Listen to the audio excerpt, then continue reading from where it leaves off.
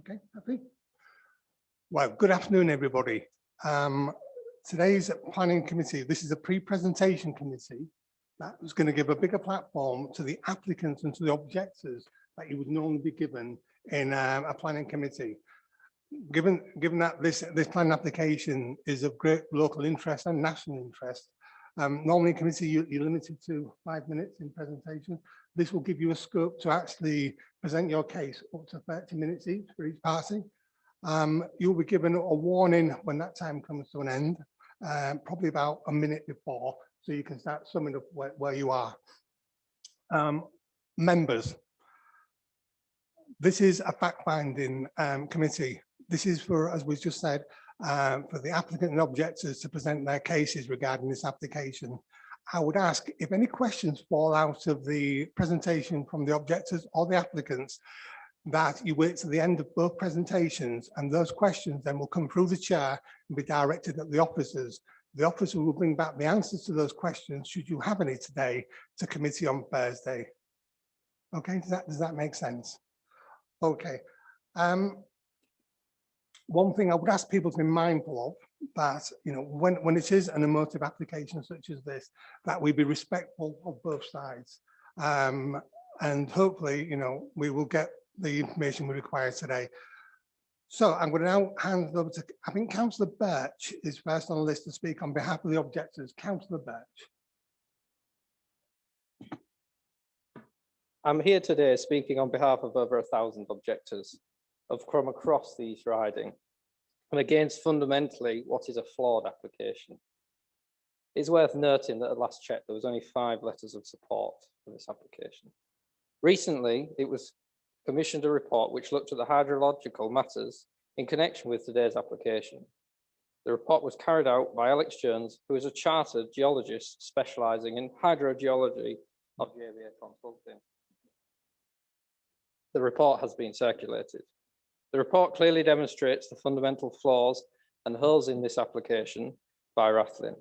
The existing well pad is questioned in that there are various significant documents missing from the application, which include asking what guidelines and quality standards were followed, where are the construction details, and identifies information on the well pad's existing or expected design life is missing.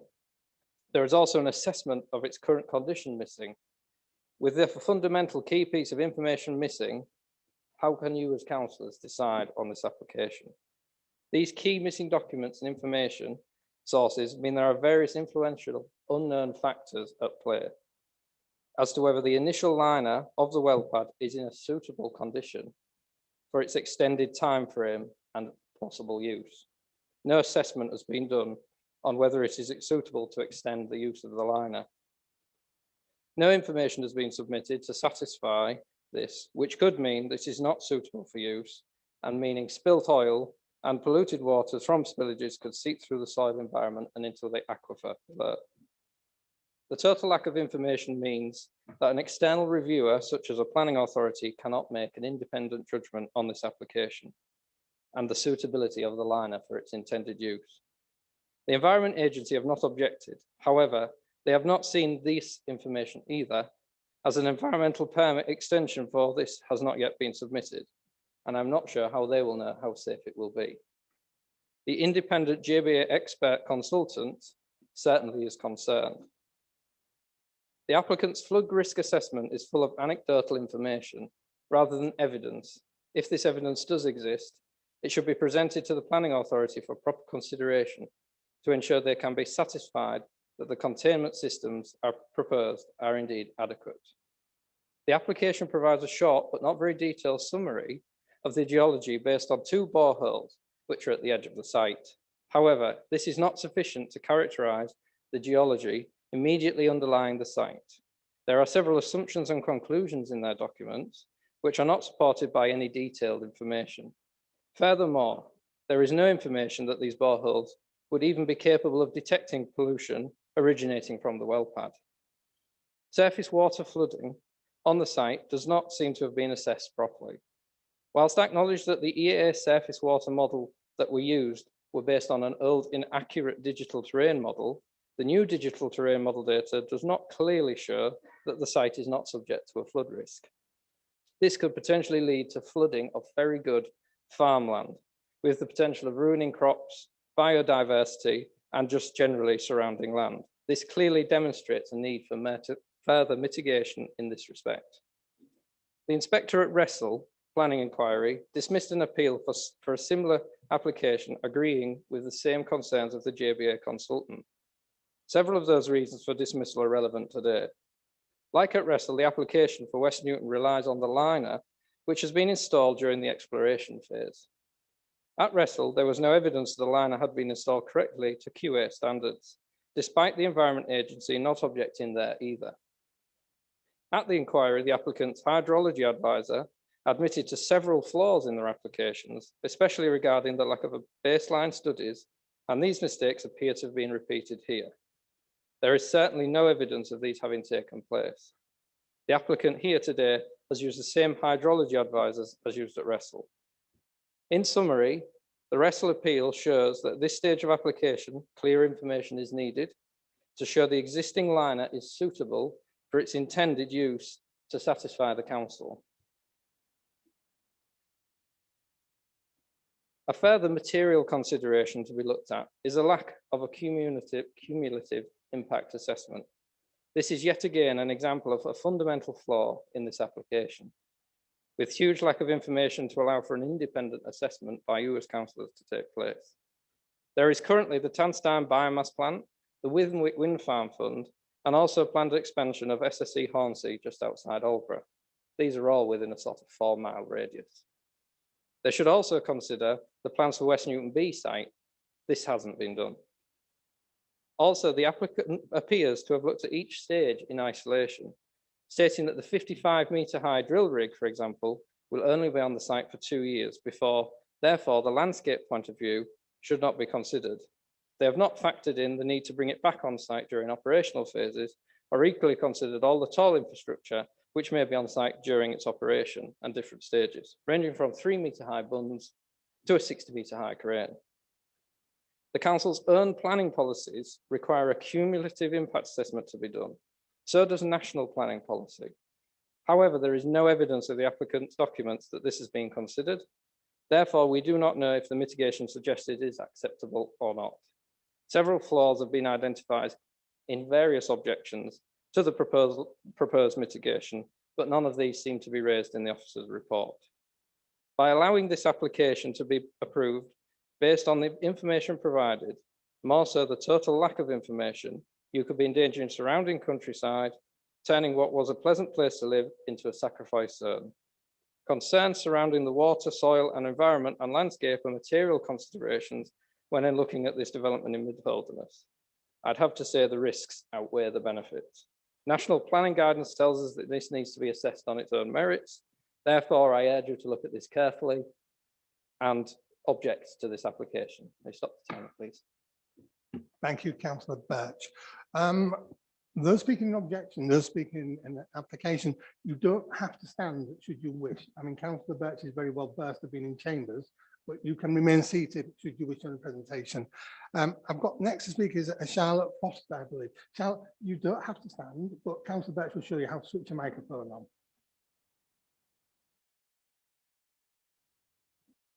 Please start when you're ready, Charlotte. Thank you.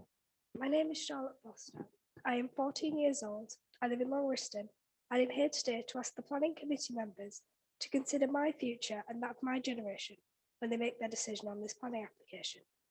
In view of the duration of this development, 20 to 25 years, it will also threaten the generation following mine. Please also bear that in mind. While this operation is classed as temporary by the planners, it is actually a long time in anyone's lifetime. Climate change is the thing that most threatens the security of future generations' developments, such as those proposed at West Newton, contribute to the causes of climate change in their construction, production operations, and in what they produce. Construction of the extension to the well site will involve 60 heavy goods vehicle journeys per day through the communities on the access route to the well site. Over the 12 weeks of work, there will be in excess of 3,600 heavy goods vehicle journeys. The other operations required to drill, treat, clean up, and test the 6 new wells will involve in total in excess of 35,000 heavy goods vehicle journeys.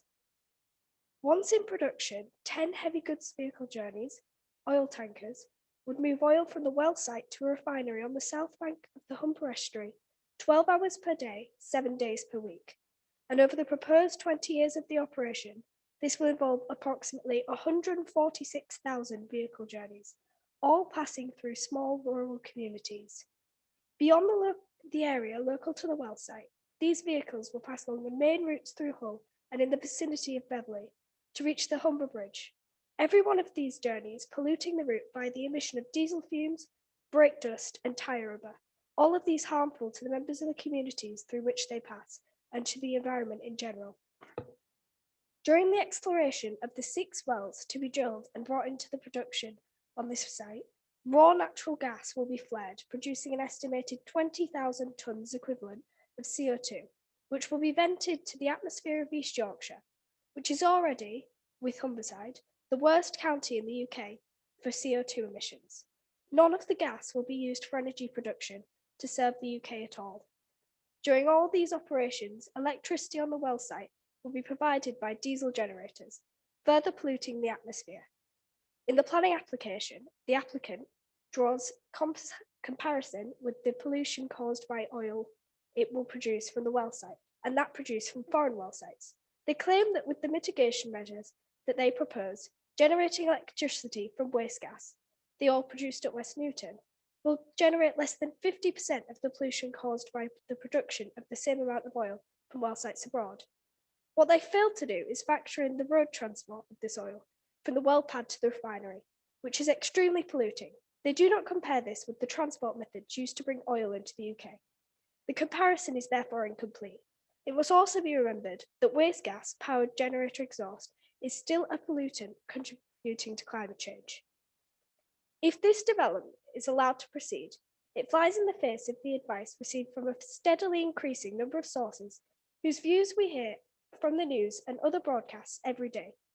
Included in these is the United Nations Secretary General, Antonio Guterres. Quoting from the Intergovernmental Panel on Climate Change, Working Group 1 report, he said, "Drilling for oil in 2021 is code red for humanity." He also stated that the report sounds the death knell for fossil fuels before they destroy our planet. I also quote our Prime Minister in his recent speech to the United Nations, and the tragedy is that because of our past inaction, there are further rises in temperature that are already baked in. Baked is the word. And if we keep on the current track, then the temperatures will go up by 2.7 or more by the end of the century. And never mind what that will do to the ice flows, we will see desertification, drought, crop failure, and mass movements of humanity on a scale not seen before, not because of some unforeseen natural event or disaster, but because of us, because of what we are doing now. And our grandchildren will know that we are the culprits and that we were warned, and they will know that it was this generation that came centre stage to speak and act on behalf of posterity, and that we missed our cue, and they will ask what kind of people we were to be so selfish and so short-sighted.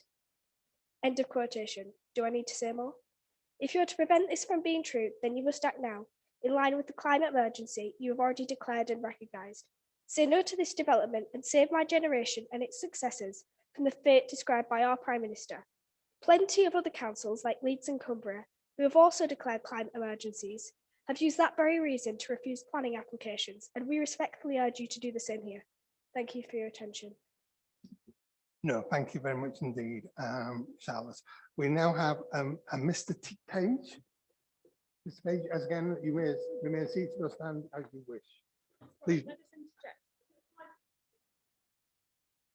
You're allowed up to 30 minutes. We will give you a warning at 25 minutes. Okay. Would that be okay? Thank you.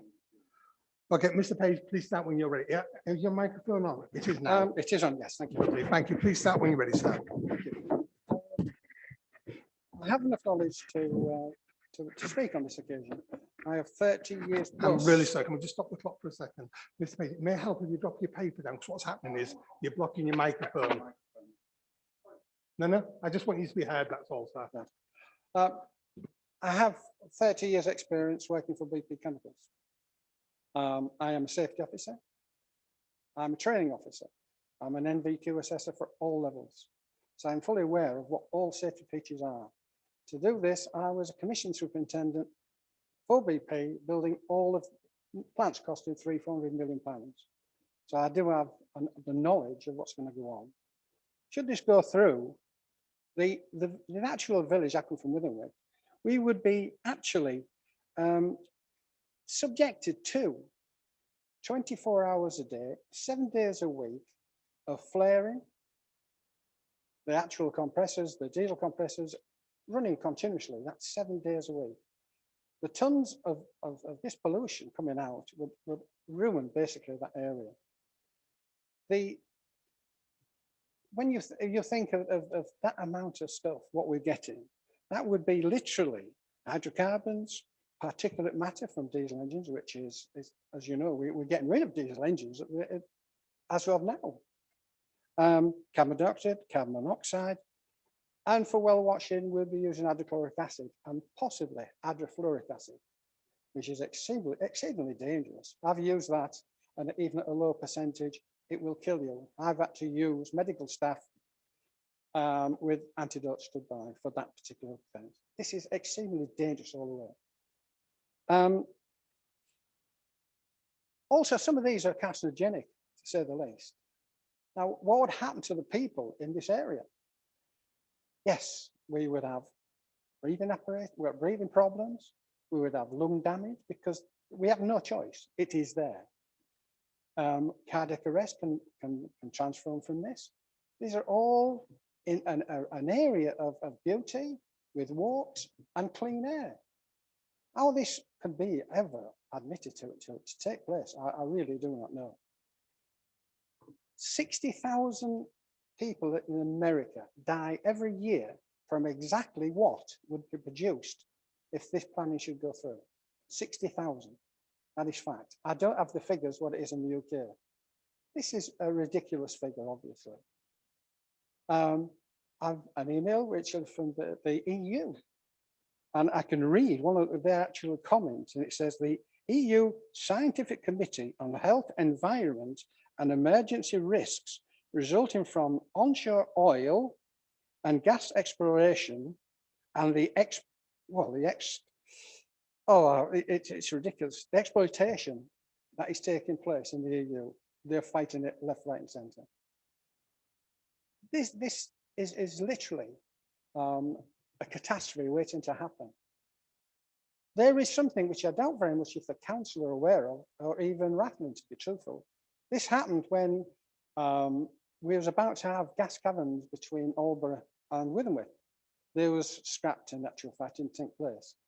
But what happens, we get a westerly wind all the time, most of the time coming onto the village. A phenomenon now known as downwash takes place because our backdrop is actually all the wind turbines producing nice clean energy. What happens basically as this contaminated air hits the wind turbines, it brings it down to ground level.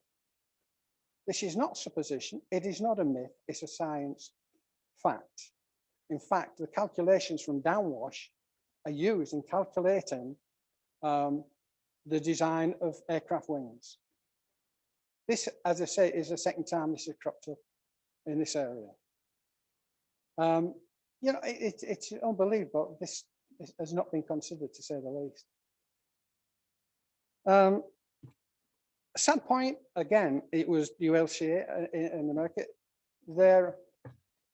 Their hospitals there, in liaison with the scientific people, they have calculated that any pregnant woman living within this close areas of these wells, 50% of those people, of those women, would have early births, to say the least. That's compared to people not living in that area. How do we counteract these things? It's impossible. The downwash, there's no way. We cannot shut down wind turbines. What do we do? It is there to say.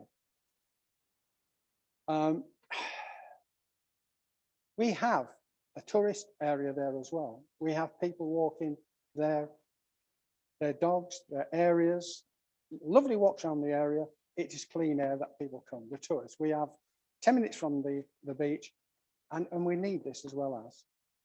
Thank you very much for your time. No, thank you very much indeed, Mr. Page. Yeah, you have 13 minutes remaining to speak, and it's now a Mr. Carroll, please. Thank you very much. Mr. Page, could you switch your microphone? Thank you. Please start when you're ready, sir. Good afternoon. My name is Gerald Kells. I'm a policy and campaigns advisor with 30 years background in transport and development issues. I was asked to examine the proposed access route, and I hope you've seen my detailed report. The risk assessment approach that I have taken is similar to evidence I've given on a number of proposals, and notably the exploratory application at Rothicker, which was refused on traffic grounds by 2 inspectors and by the Secretary of State, and my report on Woodsets in Rotherham, where I also presented to the Planning Committee, who went on to refuse permission. I'm therefore confident that while each extraction proposal must be considered on its own merits, the issues I am raising are pertinent to your decision whether to grant planning permission, and that they take account of the inherent deficiencies of the route, the phrase the first Rothicker inspector helpfully coined. These are rural roads not designed for large articulated lorries, and although inevitably some HGV access is required to agricultural businesses, that does not justify additional HGV traffic. I am simply not convinced that these narrow, windy rural roads, shared with cyclists, pedestrians, and horse riders, are, in the words of the National Policy Framework, safe and suitable. And while the impact may be intermittent, they will continue on and off for some 20 years with peaks of HGV usage, many of which will be OGV2 articulated lorries, which create particular risks for vulnerable users who can be caught by the swing of the rear trailer, raising the bar, I would suggest, for planning permission to be granted. In simple terms, the MPPF does not require the road to be safe and suitable some of the time, but all the time. My report shows that the blue route via New Ellaby, which I have went to visit, fails because of the width, visibility, and the bends, particularly on Burton Constable Road. The failure on the unclassified sections of the orange route along Pasture Lane and in front of Burton Constable Hall, I consider to be more serious because the same issues are exacerbated by long stretches of straight road, likely to encourage speeding, reductions to visibility, particularly in the plantation area, the presence of vulnerable users as well as deer, and the complication of Burton Constable Hall. There are also a number of turnings where HGVs are liable to encroach the opposite lane, an issue of concern at the Rothicker inquiry. Piper's Lane is particularly narrow and has needed to be closed during exploratory work, restricting access to 3 public rights of way. I was therefore somewhat surprised that the current traffic assessment does not assume it will again be closed. Also absent from that assessment is consideration of the added disruptions and risks associated with convoying, although I understand that has been previously required at the site, or consideration of impact on Burton Constable Hall, including peaks of traffic during community events. I can see little which addresses the risk to vulnerable users. There is no assessment, for example, of the safety of locations where pedestrians will interact with development traffic, for example, the popular Hornsey Rail Trail. I can also see no identified holding areas for HGVs entering the orange route. Moreover, it appears the proposals would permit lorries to travel at any time of day and night, and there will be no cap on the number of movements during a single day. In other words, each route has to be capable on its own of carrying all the large articulated lorries envisaged, and as no roads are actually being closed, as was done, for example, on the Hart Hills exploratory site, one has to assume the presence of oncoming traffic in some cases with 60-mile-an-hour speed limits. You will no doubt be told that the overall number of lorries is small. It is in fact similar to both Rossiter and Woodsets. The question is not primarily one of numbers, but whether it is safe and suitable for those vehicles. It is also not simply a case of looking back at the previous accident record. You have to be sure that the routes will be safe and suitable for this particular use. One result may be that vulnerable users, such as cyclists and pedestrians, are deterred from using the route at all. That is not evidence of safety, but of the opposite. Let me finish with one simple point. The width of the orange route narrows to approximately 4.8 meters on the approach to Piper's Lane as it winds out of Higher Moors Plantation. There are houses with highways access, no pavement, and bollards to prevent encroachment onto the small amount of grass. An HGV had a width of 2.55 meters, excluding the wing mirrors. A car will be at least 2 meters wide. This location is likely to be used by pedestrians, cyclists, and horse riders. Even without swept path analysis, which is not provided there, it is clear that stretch of road is hardly wide enough for a lorry to meet a car, let alone a van, let alone for two HGVs to pass each other. What exactly are pedestrians, cyclists, and horse riders expected to do if there is a car behind them and an articulated lorry in front? It is hard to conceive of a location less conducive to articulated OGV2 lorries. There is no physical mitigation proposed. To borrow a sentence from the conclusion of the second Rossiter inspector, overall, I conclude that in the absence of satisfactory mitigation measures, the preferred means of accessing the site by HGVs cannot be considered to present a safe and suitable approach. The risks identified that would cause demonstrable harm have not been eliminated or reduced. I urge you to refuse permission. Thank you very much indeed, sir. We have just 6 minutes remaining on the clock, and our next speaker, or the last speaker to speak, is Miss Hallett. Mrs. Hallett, sorry, it's down here, I do apologise. Right, Mrs. Hallett. Okay. Right, good afternoon, everyone. My name is obviously Samantha Hallett. I'm a local resident. I've never done anything like this before, but I've been so upset and so angry that I feel the council should hear my side of the story. I live within a mile of each of these well sites and can see both from my bedroom window. That's a nice sight. The impact this proposed development is going to have on my family and on the local residents and me is enormous. It seems we have turned into a sacrifice zone where East Riding Council are saying yes to everything that is going. Take the biomass, well, there's a pretty sight. I've called it our garden gnome or the white elephant, which cost over 30 million to build and is now sat there like a massive block on the landscape doing absolutely nothing. But again, us residents had to put up with the lorries who came with the big equipment, who took down our electricity in the village when the rig and its load knocked the power lines down. Now with Rathlin wanting to rape the countryside with these oil wells, it's turning this beautiful countryside into a no-go zone area, especially for people who want to move into the area. It's not very attractive. The cumulative impact that is happening is getting out of hand. A council that I once knew would not let you move a brick on your property. A council that was highly regarded and looking after its local countryside, what's happened? The beautiful East Yorkshire countryside is turning into industrial blight. That is more in common with heavy industry, stripping our landscape of its beauty, peace and quiet that drew our residents and myself to this lovely area. What is the justification for this development? When the aspirations of the country is to significantly reduce our carbon footprint by 2030, and contrary to the government's aim of achieving net zero greenhouse gas emissions by 2050, East Riding has prided itself on being one of the leading counties in the UK for green energy.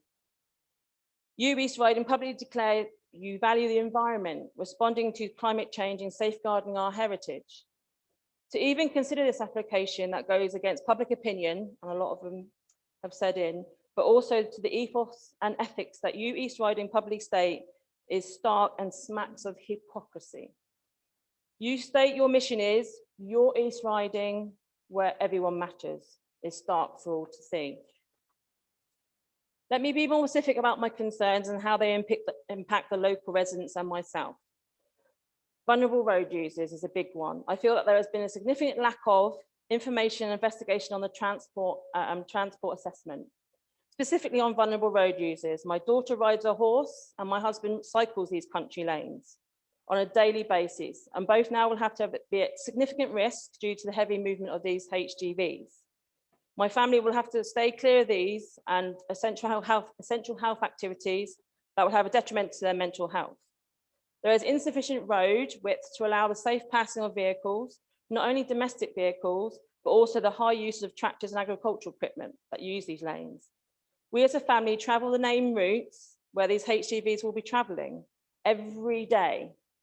There are no passing places. The roads are like patchwork quilts. These routes are not treated in the winter. And not only does it increase the risk of a collision with vulnerable road users, but insufficient environmental assessment of what a fuel and cargo spill would do to the water system and the surrounding fields of crops if there was ever an accident. In addition, I don't believe there has been a significant assessment on appropriate holding areas for these large vehicles either. We are currently very fortunate that a quantity of locals and visitors use our country roads and public rights of way on a frequent basis that brings much needed business, the local residents, restaurants, pubs and local attractions, bringing much needed funds to support these businesses. This application will clearly have an impact on these activities and businesses, and people no longer want to visit this industrial zone. Detrimental impact on the landscape, as previously stated, the cumulative impact of these developments has not been adequately understood and appropriately assessed. With the previous biomass and now two significant drilling sites with more to become, the impact on this infrastructure on the surrounding areas and also the environment. Detrimental impact with the noise associated with the drilling and the proposed 24-hour days operations. One night we were woken by a thudding sound at 3 a.m. and the environmental house at Rathling were trying to get part of their drill bit out of the ground. There were other noises that were generated through the drilling in the West Newton B site, which were also heard throughout the night. The landscape in this area is flat as a pancake and noise travels. In addition to the noise, the level of lighting used on the site is intense and completely changed the local night sky. In summary, I believe that the planning should be directed pending appropriate assessment of impact on local residents and their current quality of life, transport impact on vulnerable road users, public 1 minute remaining. Public rights of way and environmentalism. But I would like to ask, before anyone makes a decision, any councillors must go and drive these country roads that these lorries will be driving along. And you can see for your own eyes, the roads are not wide enough suitable for these HGVs. So all in all, Rathling's planning application is fundamentally flawed. Thank you. No, thank you very much indeed. You have 30 seconds remaining. Do you wish to use 30 seconds? You're quite satisfied. Thank you. Do you wish to switch your microphone off, please? Thank you. Thank you very much for your presentations. I'm now going to turn to the applicants. And again, as I said to the objectors, you choose whether you wish to stand or sit. It doesn't matter. We will stop the clock after you've spoken, introduce next speaker, and then we'll give you a warning near the end. Please start when you're ready. And I believe we have no, I'm not quite sure. It says here the first person to speak is Miss Walker. No. So you don't like Miss Walker to me? Would you like to introduce yourself, sir? Thank you. Yeah, good afternoon. Thanks very much for this opportunity to address the committee. I'm Tom Selkirk. I'm the country manager for Rathlin Energy. I'd like to introduce my team members that are here with me today. Jonathan Foster, our health, safety, and environmental manager. Caroline Foster, our operations engineer, and Elizabeth Walker, our planning manager. Our agenda for today, and if you wish, there's some slides to follow along, will include a brief introduction to Rathlin, why we're here in East Yorkshire, a description of the development, operations and community feedback. We'll have a short video on the need for hydrocarbons, and then we'll conclude with the merits of our application. Rathlin Energy is a private UK-based oil and gas exploration and production company with our operating office located here in Beverly. The senior management team has years of exploration and production experience, both in the UK and internationally. Collectively, the team has been involved in the drilling and production of hundreds of wells. Rathlin has a 66 2/3% working interest and has been the operator of Petroleum Exploration and Development License 183 for over 13 years. The license is administered by the Oil and Gas Authority, which works with the Department of Business, Energy and Industrial Strategy. Maintenance of our license requires that we maintain a competent and compliant operation at all times. All of our operations are overseen by the Environment Agency, the Health and Safety Executive, the Oil and Gas Authority, and the East Riding of Yorkshire Council planners. Rathlin has two non-operated working interest partners. They're publicly traded, Union Jack Oil and Gas and Raybould Resources. They each hold a 16 2/3% working interest in the license. These partners share in all of the financial obligations associated with the operations of the license. Why this project here in East Yorkshire? Well, from a geological perspective, East Yorkshire is where the southern Permian Basin comes onshore from the southern North Sea. The southern Permian Basin is a prolific oil and gas producing area with proven production onshore in Poland, Germany, the Netherlands, and the southern North Sea. In addition to the geological potential of the area, the Humber Estuary, as you know, is a major energy hub with large port facilities, the landing point for North Sea gas at Dimlington and Easington, oil refineries on the south bank of the Humber, onshore, offshore wind farms, biomass and gas-fired electrical generation capacity, gas storage, and the Salt End Petrochemical Park. Importantly, the area has the infrastructure, including road, rail, and pipelines, and the people with the expertise and experience to make it all work together. Once further testing and appraisal of the wells has been completed, our project may have the potential to connect to the existing pipeline infrastructure. With all these elements in one area, this is a very good place to find and produce oil and gas. Going forward, as the UK and the world transition to a net zero carbon economy in order to meet our climate change objectives, the Humber area will have a significant role to play in that transition through initiatives such as green and blue hydrogen generation and carbon capture and underground storage. Rathlin believes our West Newton project also has a role to play by producing oil for refined fuel products and industrial feedstock, as well as natural gas for both electrical generation and hydrogen production. Since 2008, when Rathlin was awarded this exploration license, we have acquired and interpreted new subsurface data, which has identified a number of oil and gas prospects. We've drilled 5 exploratory wells, and at West Newton have discovered oil and gas in 3 of those. The application we're speaking to you today about is at our West Newton A site, where in 2013 and 2019, we drilled exploratory wells, both of which discovered oil and gas in the Permian age Kirkham Abbey Reservoir Formation. Rathlin is seeking approval to expand the existing West Newton A well site so that additional wells may be drilled to appraise and develop the oil and gas resources located there. And with that, I'd like to turn you over to Jonathan Foster to review the development description. Good afternoon, committee. As Tom indicated during his introduction, my name is Jonathan Foster. I'm Rathlin's Health, Safety and Environmental Manager. I have 25 years experience planning and managing petroleum development, including, for example, the Aldbrough gas storage facility that some of you may be familiar with. My role here today is to run you through the various activities we will undertake at the West Newton A well site, should planning permission be granted. The West Newton A well site was constructed in 2013. It was designed to accommodate the drilling of up to 2 exploratory boreholes. Environmental protection is embedded into the construction of the site.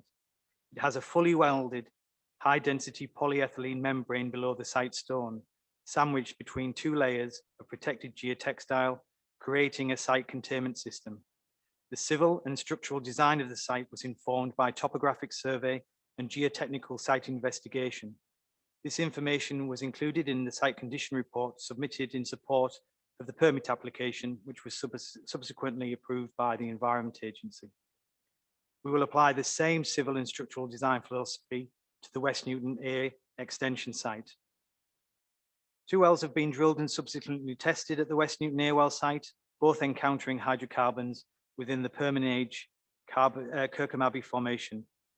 This first stage of development is to carry out further testing and appraisal of the existing wells prior to constructing the extension site.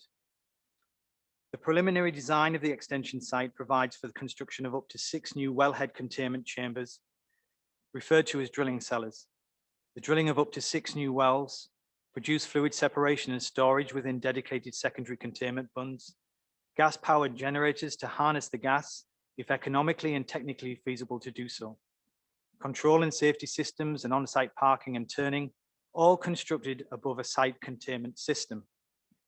Compliance with guidance Syria C736 containment systems for prevention of pollution is fundamental to the design of the site, and the installation of the environmental membrane together with protective geotextiles will be subject to independent construction quality assurance. Site construction works are anticipated to take 14 weeks to complete. A conductor casing will then be installed in the base of each drilling cellar to a depth of circa 80 meters below ground level, using a small water well type drilling rig. The conductor casing provides a stable starting point for the main drilling operation, removing the risk of undermining the drilling cellars, which are built on clay. It also isolates the underlying near surface chalk, which has a natural and well-developed fracture network. Each conductor casing is anticipated to take up to 5 weeks to install. Once the conductor casing has been installed, an oil field drilling rig will mobilize to the site to drill the first of the new wells. The design of the well, and indeed any subsequent well, will be subject to review by the Health and Safety Executive and the Environment Agency. Put simply, drilling cannot proceed without these reviews having taken place. Each well will be drilled vertically to a depth of circa 1,500 meters below ground level, and then drilled directionally to best intersect the reservoir, giving the well greater exposure to the reservoir. The intention is not to drill all 6 new wells in one visit. Information from the first will be used to better inform the second, and so on. Each well is expected to take up to 15 weeks to drill, plus mobilization and demobilization. For clarity, the drilling rig will not be on site for the duration of the development. No specific drilling rig has been selected for these wells as yet. It will be subject to availability at that time and dictated by the objectives of the well design. However, for the purpose of environmental assessment, we have assessed a worst case scenario, 55-meter high drilling mast. Other than mast height, the drilling rigs are fundamentally the same. Once each additional well is constructed, it will then be subject to well cleanup and flow test. Prior to bringing the first wells into production, oil and gas separation and storage equipment will be brought to the site and installed. Whilst the fundamental requirements of this equipment are unlikely to change throughout the 15 to 20 years of production, its size and flow parameters may change as the volumes of hydrocarbons increase with additional wells coming online. Again, for the purpose of environmental assessment, we have assessed a worst case scenario. The site will be operated by a control room housing switchgear and control systems together with welfare facilities. The control systems will include emergency shutdowns linked to such things as high and low pressure at the wellheads, high fluid levels in tanks and bunds, and fire and gas detection. Fixed lighting will be installed at strategic locations around the site to provide sufficient safe lighting during the hours of darkness when well operations are taking place.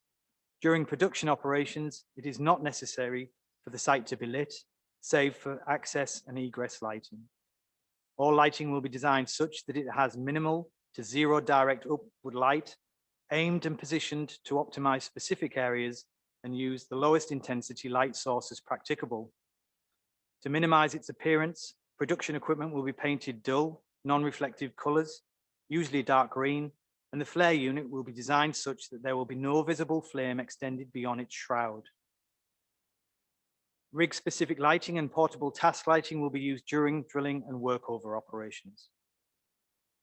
A landscaping scheme will be implemented immediately following site construction and will consist of indigenous trees and shrubs planted on the soil buns. Scots pine and holly will also be planted in order to provide all year round screening. This is just one example of some screening at other well sites. Upon cessation of production, the wells and production equipment will be decommissioned, followed by site restoration and a period of aftercare. By ensuring site restoration is effective, no remnants of hydrocarbon exploration, appraisal, and production will remain. Thank you for your time.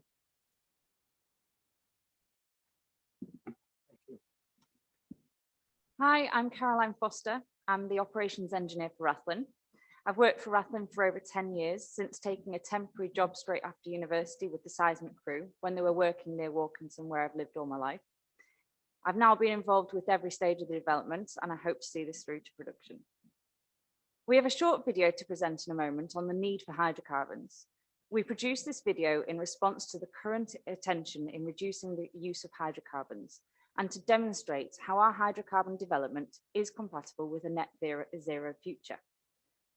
Having recently met with several local residents, I have become aware that there are some concerns with the proposal which I would like to clarify. I understand that the main issue for those living near the site is the traffic associated with the project, specifically during the production phase. Following our initial consultation on the project, it became evident that those who responded to the consultation felt that the upper limit of 25 vehicles per day was too many. Our intention was to assess the worst case scenario to ensure this approach was acceptable in our planning.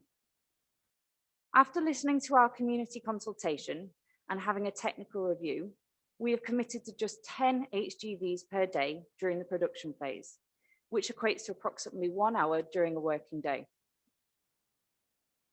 This is likely to reduce over time with the natural decrease of production levels as indicated on the graph shown, but would remain as a maximum of 10 lorries per day.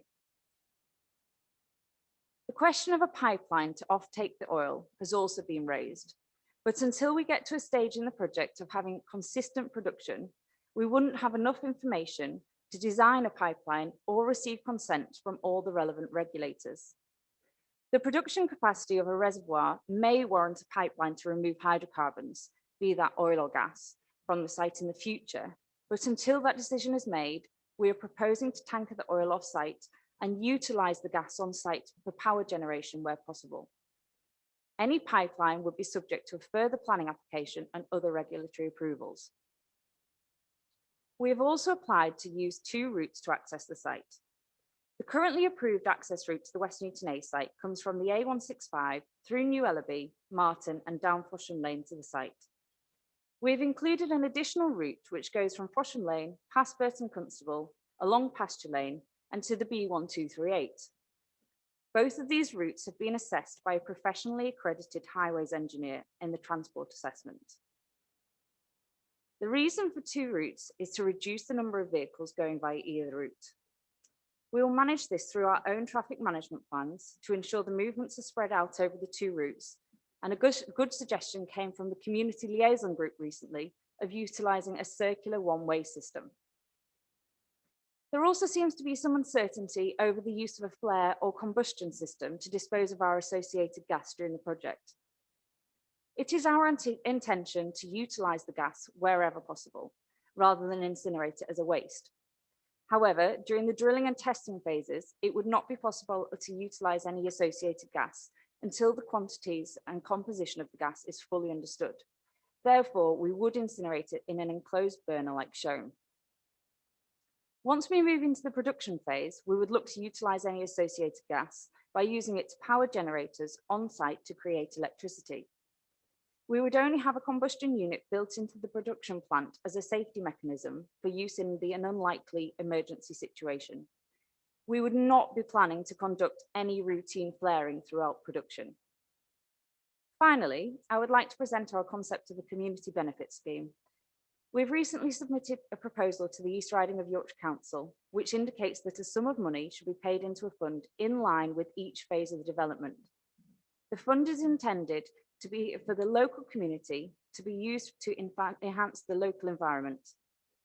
This may include projects which would offset carbon emissions or help in energy efficiency or generation, projects to improve the accessibility and education in the area, and the advancement of education, arts, culture, heritage, or science in the local area, which is of course of particular interest to myself.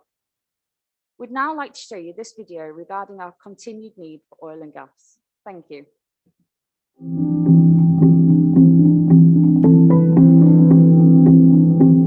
We understand that climate change is a global concern, and given the recent release of the IPCC report providing unequivocal scientific evidence of climate change, there are questions regarding the production and use of hydrocarbons and why our project to produce hydrocarbons for the next 25 years should go ahead. We want to take this opportunity to give you some reasons why we think this project is important, why hydrocarbons will continue to be part of our lives for many years to come, and how this project fits into the UK regulation and commitment to net zero emissions by 2050. First, we need to address the dependence that we all currently have on hydrocarbons. Some uses may be more obvious than others. Most houses in the UK use oil or gas to heat them. Most vehicles use hydrocarbons to fuel them, and over a third of our electricity currently produced is from gas. Aside from our energy demands, we also use hydrocarbons as a source material or in the production process of a vast number of everyday products. From packaging to cosmetics, clothing to furniture, medical equipment, computers and PPE. The list is almost endless, and it would be very difficult for many people to say they use absolutely no hydrocarbons or would be able to completely cut them out in the near future. And whilst Rathlin agrees with the need to reduce the use of fossil fuels in the future, in the UK and worldwide, there is a high demand for hydrocarbons now, which will continue for many years to come. This is clearly stated in the recent Government Energy White Paper and acknowledged by the UK Committee on Climate Change. Even with the consumption reducing, we will need hydrocarbons to make an extensive range of products, including tyres for vehicles, polymers for construction of wind turbine blades, plastic pipes to carry hydrogen gas, disposable and reusable medical equipment, fuel for aviation, and much more. So how does this need for hydrocarbons fit into a net zero future? The upcoming Glasgow Climate Change Conference will be informed by the recent IPCC report. Each country should make what is known as an NDC, a nationally determined contribution, which is a target for emissions reduction. The UK has already legislated its target of having net zero emissions by 2050, which makes us one of the leading nations in reducing the human impact upon climate change. Net zero emissions means that any emissions produced need to be offset by the emissions reductions. This may be by technologies such as carbon capture and sequestration.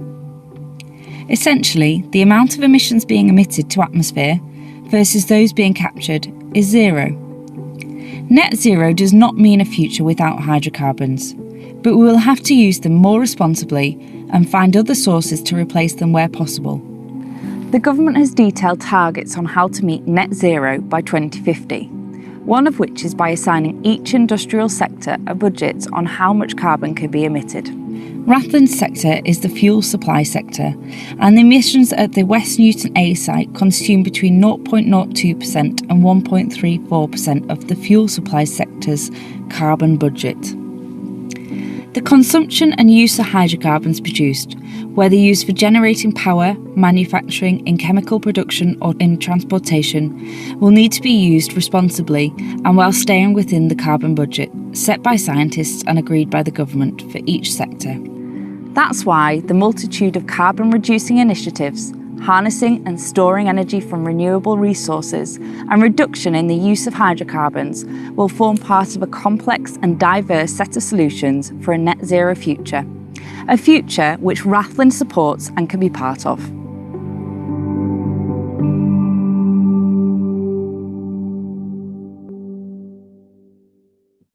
Okay, thank you very much. Good afternoon. I'm Elizabeth Walker, Planning Manager for Rathlin Energy. My colleagues have outlined who Rathlin Energy, the applicant, are, why they are seeking planning permission in this location with East Riding of Yorkshire, what Rathlin Energy do, and the description of the development, the subject of this application.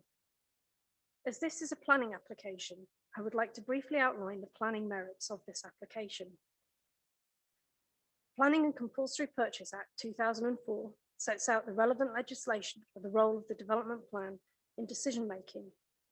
The Act states in section 38 that if regard is to be had to the development plan for the purpose of any determination to be made under the Planning Acts, the determination must be made in accordance with the plan unless material considerations indicate otherwise. The development plan relevant to this application comprises the East Riding Local Plan Strategy document adopted in 2016, the East Riding Local Plan Allocations document adopted in 2016, and the Joint Minerals Local Plan adopted in 2019. Material planning considerations have also been identified and include the following: the overarching National Policy Statement for Energy, the National Planning Policy Framework, and planning practice guidance. The planning application is accompanied by specialist environmental reports covering all topic areas set out in both national and local planning policy and guidance. These incorporate relevant technical reports and assessments. Each report considers the impact of all phases of the development and concludes that with mitigation in place, there will be no unacceptable harm, such as to conflict with national and local planning policy as a result of the development. As demonstrated in our planning application submission and your officer's committee report, this application complies with the development plan, this being both national and your local planning policy. There are no material considerations that indicate otherwise. In addition to compliance with the development plan, this development will have the following benefits. It will help meet the UK's energy needs. Home-produced oil and gas will reduce the UK's dependency on imports and help to meet the UK's energy needs during the transition period to a low-carbon economy. Local economic benefits. The economy will benefit both directly through the provision of employment required to operate the development and indirectly by supporting local service providers in the oil and gas supply chain, in environmental monitoring, and in ancillary services such as hotels and restaurants.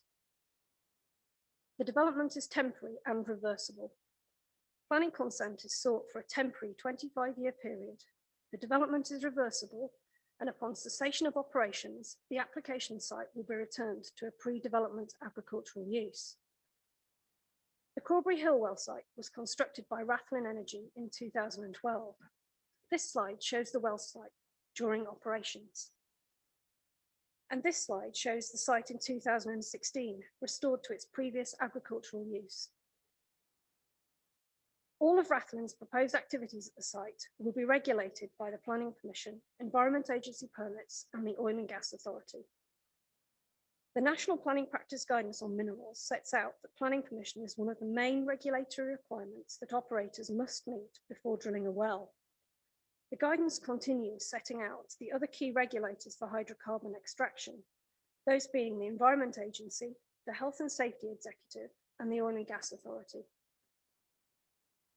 Paragraph 112 of the guidance is of particular importance as it sets out what hydrocarbon issues minerals planning authorities can leave to other regulatory regimes. It states that there exist a number of issues which are covered by other regulatory regimes, and mineral planning authorities should assume that these regimes will operate effectively. Whilst these issues may be put before mineral planning authorities, they should not need to carry out their own assessment, as they can rely on the assessment of other regulatory bodies. However, before granting planning permission, they will need to be satisfied that these issues can or will be adequately addressed by taking the advice from the relevant regulatory body. As you are aware, the Environment Agency has been consulted on this application and it raises no objection. The Minerals Planning Guidance sets out that the other regulators will operate effectively and that you can rely on their assessments. By recommending approval of this application, it is clear that your planning officers are satisfied that the issues put before the planning authority can or will be adequately addressed by the relevant regulator. This approach is consistent with national planning policy and is well established in law. Based on the information submitted and in line with your officer's assessment and recommendation, we hope that this committee feels able to support this application. Thank you. No, thank you very much indeed. Have you got any further presentations? Because you have 4 minutes remaining. You wish to give that, okay.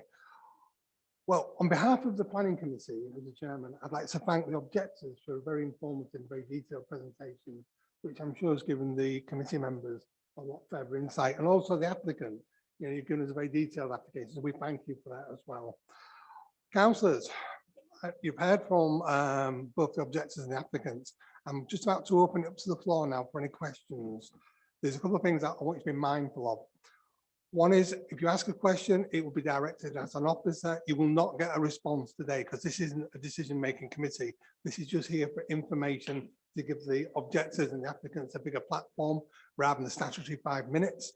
The officers will take away that question and they'll come back to committee on Thursday with a response to your question. I would also urge you in your questions just to be very mindful about asking a question that could be viewed as predetermination on the application. And that's where we are. So I'm going to open up. Sorry. Yeah, I'll be with you in 1 minute, Councillor. Mr. Wainwright, are you taking note of the questions? Any questions been asked? So would you, all questions will be directed towards Mr. Wainwright. Okay. Yes, Councillor Wilkinson. Yes, thank you, Andy. When the very first initial application came some years ago, I was at the time I asked this the same question, so I will ask a similar sort of question this time, if I may. It's just regarding the issues that people have discussed with regard to the lining of the drill site itself, and I was interested to hear from the applicants that it was a polyethylene and fabric with fabrics around to protect it.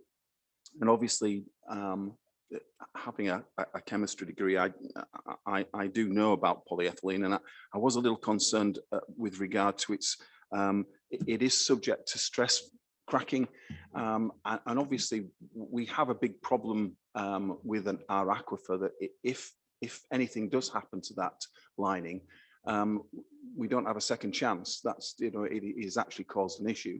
So I just wonder if you could possibly just find out whether or not there has ever been any issues with stress cracking of linings in this particular thing, given the pressures that may occur within this.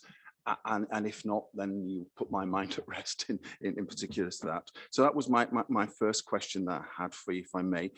The second one was regarding the objectors review on HGVs. And we have had a number of applications to this committee that cause major differences in rural locations to the amount of HGVs that will use local roads that are not designed specifically for these heavy goods vehicles. And I was wondering whether or not we could maybe discuss with the applicants with regard to section 106s for some assistance towards the maintenance of the roads that their vehicles are going to damage. Considering we have seen this in the past before, where we didn't have the ability to ask for this, and now's the time to ask. So so if we could do that. So and finally, which is a relatively simple one, I notice on condition 19, your paperwork, if you want to have a quick look on that. On the very first line, it says, in the event that the contamination is found at any time when carrying out the approved development, it must be reported immediately. I was wondering whether or not we could just review that wording and maybe change it from carrying out the approved development to carrying out any development, which may kind of be a little better for us. Other than that, that's all I have, Chairman. Thank you very much. No, thank you indeed, Councillor Wilkinson. Any further questions from any members? Oh, lots of hands come up at once. Councillor Meredith. No, Meredith, what are you there? It's Councillor Meredith, then Councillor Matheson.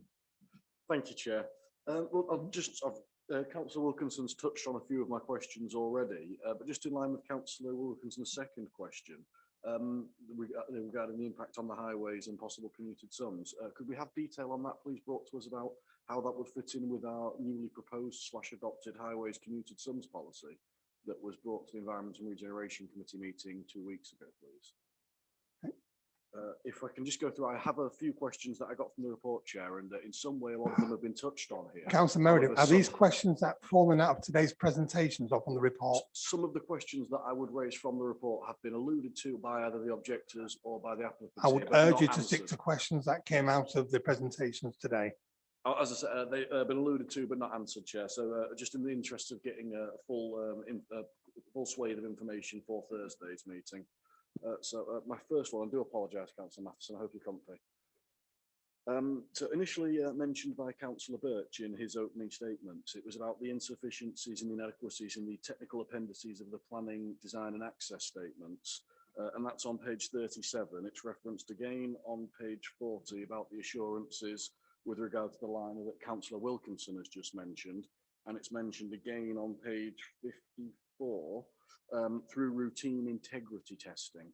I suppose my main question from all of this is how thorough is routine testing and how regularly is it routinely undertaken would be interesting for the committee to know, especially in light of the dangers Councillor Wilkinson alluded to. The next question I've got was mentioned by Councillor Birch, by Charlotte and by Mrs. Hallett regarding the environmental impact. Now, there's two questions here. One, a lot of the objections do relate to this climate emergency declaration to environmental policy. And I'm just wondering about if advice was actually offered by the council with regard to planning policy compliance objections. And the second aspect of this question is on page 21. Consideration of our climate emergency declaration should be considered. How come Cumbria County Council saw a coal mine refused, but Swale Borough were not allowed to consider their declaration of a climate emergency within planning policy? And to bring that into the speech earlier, Chair, Councillor Birch mentioned Wrestle, similarly in line with the Cumbria application. And I'd just like to know how there were two different sets of results from effectively the same interpretation of the same set of policies. If we can keep going, if you all please forgive me. Patience is a virtue. I hope you all have it in bucket loads. So we've also got mentioned by the first speaker, Mr. Selkirk, and indeed Ms. Foster as well, gave details on the work that had been done. And if we look at page 20, 1.4 of the report, it talks about 283 million barrels and 265.9 billion cubic feet. Now, to me, that seems quite comprehensive, but Ms. Foster in her section mentioned that there wasn't enough information yet to discern the viability of a pipeline. I'm just wondering, why is that not considered to be enough information, and what amount of information would be necessary, since a lot of the objections are also traffic related, and I'm guessing a pipeline would go a long way towards alleviating those concerns. So at what point could we expect the information to be available for a pipeline to be considered viable or not? We've also heard Mr. Foster refer to potential disturbances. On page 41, it talks about an unacceptable disturbance with the arrangements of unwanted gas. What level of disturbance is considered from a planning point of view, please, Mr. Wainwright, to be considered an unacceptable level of disturbance? Is it hourly, daily, weekly, monthly, yearly? Specifics would be very gratefully appreciated there, please, Chair. I think I'm coming to a close now. I'm sure you'll all be happy to hear. Also, Charlotte and Councillor Birch earlier mentioned about the climate emergency declaration and councils like Leeds refusing applications. So if I could add that, please, to the questions raised about Cumbria, about Wrestle and about Swale, I believe it was. Swale Borough Council, please. Again, it just seems to be different results from the same policy and same interpretation of it. I think oh no, one more. It mentions on page 29, and again, alluding to the traffic questions that were raised earlier, 94 trips. Now, over the course of a 24-hour period, that's four every hour, well, two shy of, that would be 96. So that's one every 15 minutes. And that's not considered an impactful level of traffic movements. What again is considered an impactful level of traffic movements? Reference is made in the report to 30 within peak hours.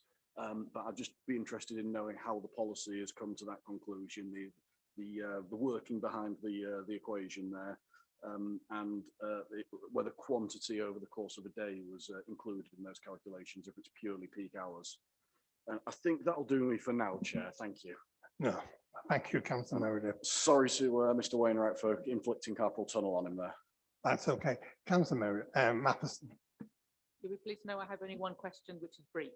Thank you. Regarding the landscaping proposed, Mr. Foster referred to indigenous trees being planted on the soil buns. That would appear that we have a contradiction between some of the conditions suggested within our officer's report. Counts as condition 2 refers to levelling the buns at the end of the period, and condition 11 says that any landscaping would be kept. I find that you can't do both at the same time, so I'd like some clarification on that, please. Yes, that makes perfect sense. Councillor Rudd. Thank you, Chairman. Well, I noticed one of the main objections about the highways and the local roads and this type of thing, and the narrowness of them, and the problems that could cause. Could I ask, have stopping places been considered, and are they still being considered by highways to help to alleviate this problem? Just the point of information, when they started to industrialise this part of the Wolves-Wheaton Ward, Seaton Ross, Melbourne, that area, the roads weren't too good. They're excellent roads now, and that's basically because we've got more HGV vehicles along them. Yes, there's always agricultural traffic and what have you, of course. But I think one tends to find that in due course, the roads do improve. They have to do, because there's more and more traffic. So just as a point of information, it doesn't mean to say that it's all doom and gloom. I'm very sorry, Councillor, but I'm missing your question. Yes. What was your question for Mr. Wainwright? Yes, well, first of all, we've got the one about the passing places. And the other question is, does it not prove that, generally speaking, when the industrialisation of the countryside happens, the roads actually improve? Okay, we'll leave that for the highways to answer. Thank you very, very much indeed. Councillor Davison, then Councillor Hammond. Thank you, Chair.